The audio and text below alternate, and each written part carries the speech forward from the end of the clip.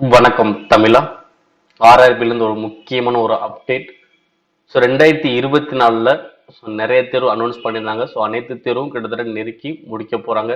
So அந்த 2024 வரக்கூடிய இந்த குரூப் டி தேர்வுக்கான தேர்வு மட்டும் இன்னமும் அனௌன்ஸ் பண்ணாமல் இருக்காங்க. ஏன் அப்படின்னா அங்கே ஒரு கேஸ் ஒன்று போய்கிட்டு இருக்கு. என்ன கேஸ் பார்த்தீங்கன்னா ஸோ 10th அல்லது ஐடிஐ ஸோ ஒரு குவாலிஃபிகேஷன் பேஸ் பண்ணி தான் போய்கிட்டே இருக்கு.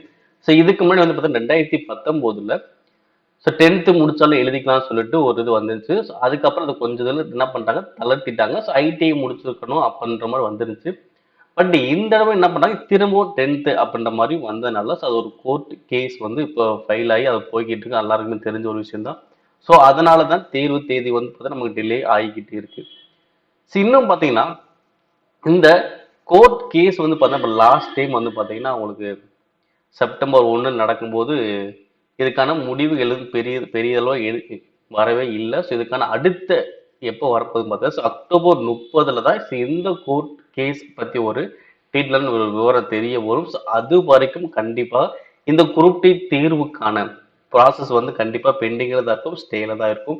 ஸோ இந்த அக்டோபர் 30 அவங்க என்ன முடிவு எடுக்கிறாங்களோ ஸோ அதை பொறுத்து தான் நமக்கு டேட்டுங்கிறது அனௌன்ஸுங்கிறது நமக்கு வரப்போகுது. ஓகேங்களா? ஸோ அப்போ இந்த அக்டோபர் 30 வரைக்குமே கண்டிப்பாக இந்த எந்த ஒரு ப்ராசஸும் ஸ்டார்ட் பண்ண மாட்டாங்க. ஸோ அப்படிங்கும்போது உங்களுக்கு இன்னும் கரெக்டாக ஒரு 2 மாதங்கள் தான் இருக்குது. ஸோ அந்த 2 மாதத்தை கரெக்டாக ஃபாலோ பண்ணி படிக்க ஆரம்பிச்சுக்கோங்க.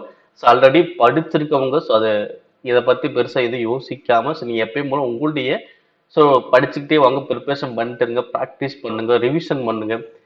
ஏன் அப்படின்னா நமக்கு கொஞ்சம் காலம் தாமதம் ஆகுது அப்படின்றக்கா நம்ம அதில் வந்து வெக்ஸ் ஆகி போயிடக்கூடாது. ஓகேங்களா? நம்ம எப்பயும் போல படிச்சுட்டே இருங்க.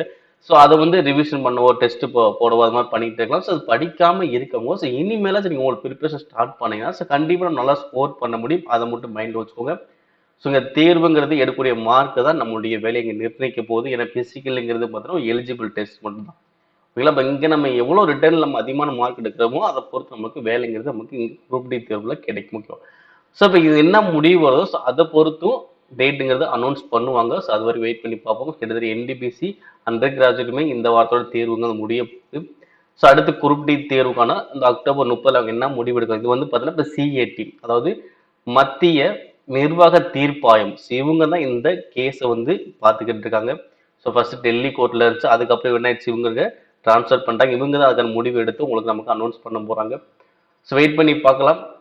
இந்த கோர்ட் கேஸ் இப்போ எந்த இது இருக்குது அப்படின்றத சொல்றதுக்காக தான் இந்த வீடியோ கொடுத்தோம். ஸோ அக்டோபர் 30 அதுக்கான ஒரு இது தெரிய வரும். ஸோ அது வரைக்கும் எந்த ஒரு ப்ராசஸும் இங்கே எதுவுமே இருக்காது. ஓகேங்களா? மேலும் இது போன்ற ரயில்வே தொடர்பான அப்டேட்ஸ்ல பெற நம்மளுடைய சேனலை சப்ஸ்கிரைப் பண்ணுங்க, ஷேர் பண்ணுங்க. நன்றி.